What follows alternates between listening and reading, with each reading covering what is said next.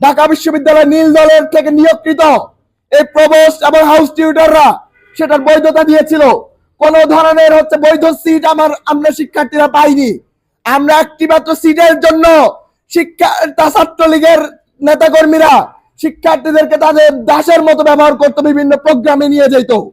এই যে বিভিন্ন দৃশ্য, এই দৃশ্য শুধুমাত্র হলে নয়, ডিপার্টমেন্টে ছাত্রলীগের নেতারা ক্লাস না করে তাদের রেজাল্টে ভালো থাকতো। কিভাবে থাকতো? এই নীল দলের শিক্ষকরা তাদেরকে বিভিন্ন ধরনের সুযোগ সুবিধা দিত। আমরা দেখতে পেয়েছি যখন জুলাই আন্দোলন চলছে, তখন শিক্ষকরা যখন প্রত্যয় স্কিম নিয়ে আন্দোলন করছিল, শিক্ষার্থীরা সেখানে সাধুবাদ জানিয়েছিল।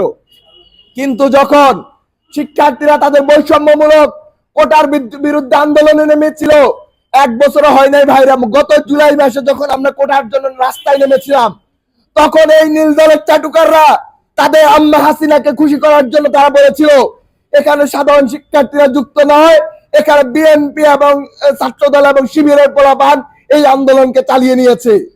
সেই নীল দলের শিক্ষকরাই যখন আমাদের উপর হামলা করা হলো, তখন সেখানে তারা কোনো রাস্তায় নেমে আসেনি, বরং তারা মেট্রো রেল কেন পুড়াইছে, ঢাকা বিশ্ববিদ্যালয় হলগুলোতে কেন ছাত্রলীগের নেতাদেরকে বের করে দেওয়া হয়েছে, তাদেরকে কেন ঢাকা বিশ্ববিদ্যালয়ের সম্পদের কিছু ক্ষয়ক্ষতি হয়েছে, সেগুলো তার প্রতিবাদ জানিয়েছে। কিন্তু শিক্ষার্থীদের উপর এই ভিসি চত্বরে এখানে আমাদের উপর টিয়ার শেল মারা হয়েছিল, আমাদের উপর সাউন্ড গ্রেনেড মারা হয়েছিল, তারা তাদের চোখ সেটি দেখে নেই, তারা সেটার কোনো প্রতিবাদ জানায়নি।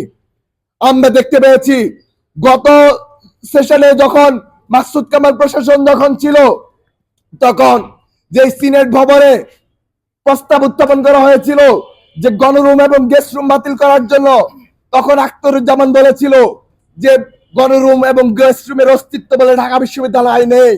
সেই সিনেট সদস্য রাজাউল করিম এই ক্লাবের নতুন কমিটিতে সাদা দলের মদদে এই কমিটিতে এসে স্থান পায়।